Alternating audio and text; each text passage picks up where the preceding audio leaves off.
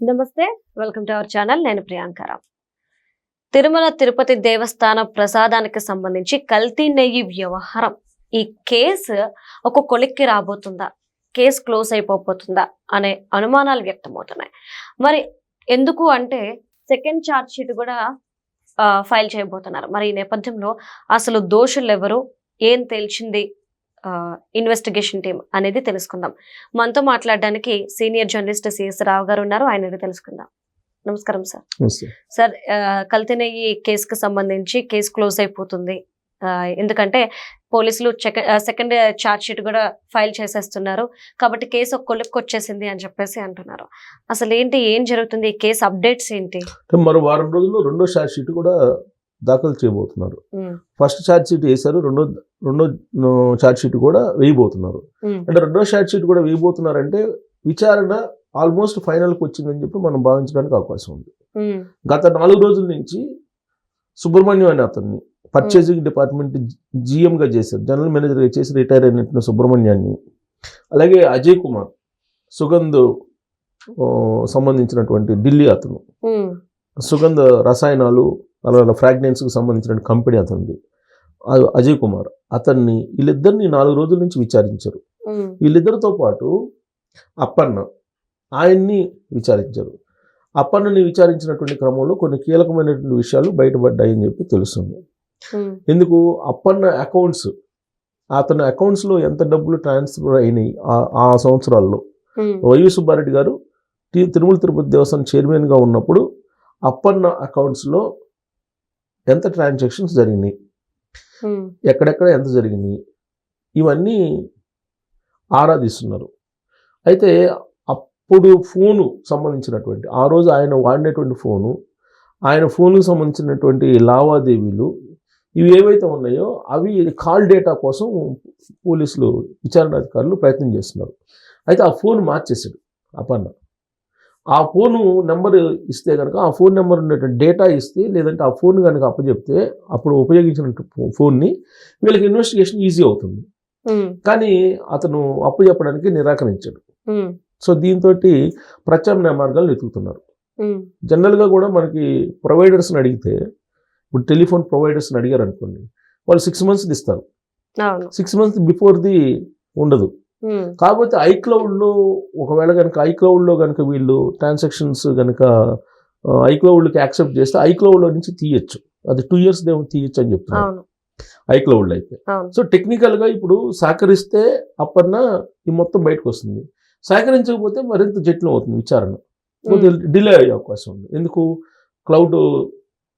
Cloud data తీసుకోవాలి, ఇవన్నీ కొంచెం డిలే ప్రాసెస్. కాకపోతే అప్పన్న ప్రాథమికంగా ఆయన అకౌంట్స్లో భారీగా డబ్బు మార్చాడు, ఎవరెవరికి మార్చాడు ఏంటి అనేది బయట రావాలి, విచారణలో బయట రావాలి. పోలీసులు అయితే అనుమానిస్తున్నారు.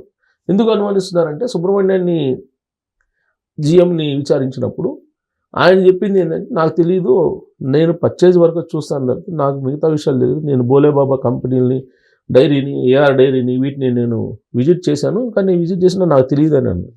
తెలియదు అన్నప్పుడు విచారణాధికారులు ఏం చెప్పారంటే, నువ్వు ఆ కంపెనీలకు పోయి బోలేబాబా డైరీకి వెళ్ళినప్పుడు నువ్వు 3.5 లక్షల రూపాయల డబ్బులు, వెండి పళ్ళెము, మొబైల్ ఫోను ఇవన్నీ తీసుకున్నావా లేదా వాళ్ళ దగ్గర గిఫ్ట్ కింద అని అడిగితే, లేదు నేను తీసుకోలేదని చెప్పాడు. మరి ఇంకెవరెవరికి లంచాలు ఇచ్చారు వీళ్ళు అని అంటే, అది నాకు తెలియదు అని చెప్పారు. సో 4 రోజుల పాటు ఆయన్ని విచారించారు, అజయ్ కుమార్ని విచారించారు, వాళ్ళ దగ్గర నుంచి సమాచారం అలాగే వాళ్ళు ఇచ్చినటువంటి వాంగ్మూలాన్ని తీసుకున్నారు. ఇక్కడ అప్పన్నది కీలకంగా ఉంది. ఈ అప్పన్నది కీలకంగా ఎందుకు ఉందనంటే, ఈ మధ్యకాలంలో ధర్మారెడ్డి గారిని వాళ్ళు విచారించినప్పుడు కూడా పై వాళ్ళ ఒత్తిడి అని చెప్పారు. అవును. సో ఇప్పుడు విచారణలో కూడా ఏం చెప్తున్నారు, ఆ రోజున మొత్తం చైర్మన్ గారిదే నడిచింది కాబట్టి ఏకఛత్రాధిపత్యం, ఆయన చెప్పింది మేము విన్నాం అన్నట్టుగా మాట్లాడుతున్నారు. అవును. ఇప్పుడు పర్చేజ్ జిఎం ఏంటి, ఏమంటాడు, నువ్వు క్వాలిటీ చూసుకోవాలి కదా, క్వాలిటీ నువ్వు చూడలేదా, నామ్స్ అంతకుముందు నామ్స్ ఎలా ఉన్నాయి, ఇప్పుడు నామ్స్ ఎలా ఉన్నాయి, ఎందుకు నామ్స్ సడలించాల్సి వచ్చింది అని చెప్పి అడిగితే, అప్పుడు చైర్మన్ గారు పవర్ఫుల్గా ఉన్నాడు, ఆయన ఏం చెప్తే అది మేము చేసాం అన్నట్టుగా చెప్పాడు ఆయన. విచారణాధికారులు చెప్పినట్టు న్యూస్ వస్తూ ఉంది. సో ఇది ఇప్పుడు ఎక్కడికి ఆగింది, అప్పన్న దగ్గర అలాగే వైవి సుబ్బారెడ్డి గారి దగ్గర ఆగింది. ఇప్పుడు అప్పన్న ఇచ్చేటువంటి వాంగ్మూలం అలాగే అప్పన్న ట్రాన్సాక్షన్స్, అప్పన్న మొబైల్లో ఉండేటువంటి సమాచారం, దీన్ని బేస్ చేసుకొని నెక్స్ట్ వైవి సుబ్బారెడ్డి గారి దగ్గరికి వెళ్ళే అవకాశం ఉంది. అప్పటిదాకా వైవి సుబ్బారెడ్డి గారిని కదిలేదు. కానీ ఈలోపు రెండో ఛార్జ్ షీట్ వేయాలి కాబట్టి ఛార్జ్ షీట్ వేస్తున్నారు. ఎందుకంటే వీళ్ళు బెయిల్స్కి అప్లై చేస్తున్నారు. బెయిల్కి అప్లై చేసినప్పుడు సిట్ ఏం చెప్తుంది, సిట్ తరఫు నుంచి వీళ్ళు వీళ్ళు ఏం చెప్తున్నారు, సిద్ధార్థ మల్హోత్రా వీళ్ళే కదా గవర్నమెంట్ తరఫు నుంచి కేసులు వాదిస్తుంది సిద్ధార్థ మల్హోత్రా గాని. వీళ్ళు ఏం చెప్తున్నారు, వాళ్ళు అవినీతికి పాల్పడినట్టు, అక్రమాలకు పాల్పడినట్టు ఆధారాలు ఉన్నాయి. ఇన్వెస్టిగేషన్ ఆఫీసర్స్ ఆల్రెడీ ఆధారాలు సేకరించారు. ఫస్ట్ ఛార్జ్ షీట్ వేసాం, రెండో ఛార్జ్ షీట్ కూడా వేయబోతున్నాం. కాబట్టి మీరు ఇప్పుడు కనుక వాళ్ళని విడుదల చేస్తే, బెయిల్ ఇచ్చేస్తే సాక్ష్యాలని తారుమారు చేసే అవకాశం ఉంది. కాబట్టి వాళ్ళని విడుదల చేయొద్దని చెప్పి ఆర్గ్యూ చేయడానికి ఇప్పుడు తాజాగా వచ్చినటువంటి అప్డేట్స్ పనికి వస్తాయి. సో ఇప్పుడు అప్పన్న అలాగే వైవి సుబ్బారెడ్డి వీళ్ళిద్దరూ అసలు వీళ్ళ ట్రాన్సాక్షన్స్ ఎంత జరిగినాయి ఏంటి, హవాలా చేశారని చెప్పి సిట్ విచారణ సందర్భంగా విచారణ అధికారులు అనుమానిస్తున్నారు. ఎవరు అప్పన్న హవాలా చేశాడు అమౌంట్ అక్కడ బోలేబాబా డైరీ నుంచి కానీ ఇక్కడ నుంచి అంత హవాలా జరిగింది అని చెప్పి. ఇప్పుడు అజయ్ కుమార్ ఏమంటున్నారు, అజయ్ కుమార్ నేను ఆ రసాయనాలు పంపించమంటే నేను పంపించాను తప్పితే నాకేం తెలియదు, అసలు వాళ్ళు దాంతో ఏం చేస్తున్నారో నాకు అసలు తెలియదు అని ఆయన చెప్తున్నాడు. Sugandh fragrance and oils and fragrance company ఢిల్లీలో, అది వాళ్ళు కావాల్సినటువంటి గ్లిజరైడ్ ఇలాంటివన్నీ రసాయనాలను పంపించారు. ఆ రసాయనాలతోటి నీకు మొత్తం నెయ్యి తయారు చేశారు. అంటే పాలు లేకుండానే నెయ్యి తయారు చేసి దాన్ని ఎవరు పంపించారు, తిరుమల తిరుపతి దేవస్థానానికి పంపించారు. ఇంతకన్నా దారుణమైన మోసం ఇంకోటి ఉంటుందా? పాలు లేకుండా నెయ్యి రావడం అనేది ఎలా సాధ్యం? అది కల్తీ, మళ్ళీ అదొక కేసు అంటారు, కల్తీ జరగలేదు అంటారు. ఒకవైపు అజయ్ కుమార్ చెప్తుంటారు నేను రసాయనాలు పంపించారని. అసలు ఎంత పంపించారు, ఎంత ఇండెంట్ పెట్టారు వాళ్ళు, నువ్వు ఎన్ని రసాయనాలు పంపించావు అవన్నీ డేటా తీసుకుంటున్నారు. అవన్నీ డేటా తీసుకుంటే కనుక అసలు ఎంత కల్తీ జరిగింది, ఏ స్థాయిలో, దాదాపు 300 కోట్ల రూపాయలు కుంభకోణం అంటున్నారు దాన్ని. సుమారుగా 300 కోట్ల రూపాయలు కుంభకోణం అంటున్నారు. దాని అంతటికి ఎవిడెన్స్ ప్రొడ్యూస్ చేయాలి కోర్టుకి. సిబిఐ కదా విచారిస్తుంది.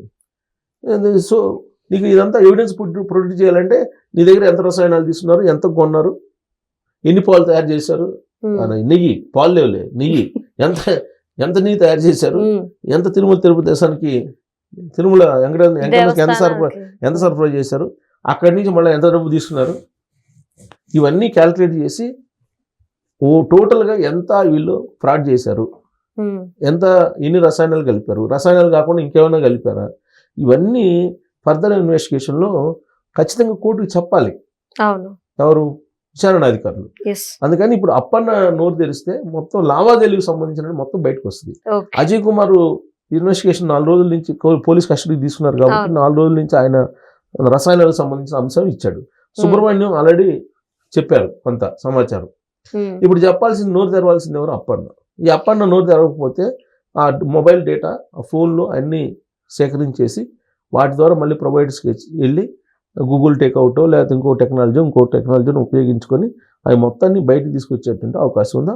బయటకు వస్తే కనుక వైవి సుబ్బారెడ్డి గారిని మళ్ళీ ఇంకోసారి విచారించడం లేదంటే ఆయన అరెస్ట్ చేయడం ఏదో ఒకటి జరిగేదానికి అవకాశం ఉంది. Okay, right. Thank you so much sir. Thank you.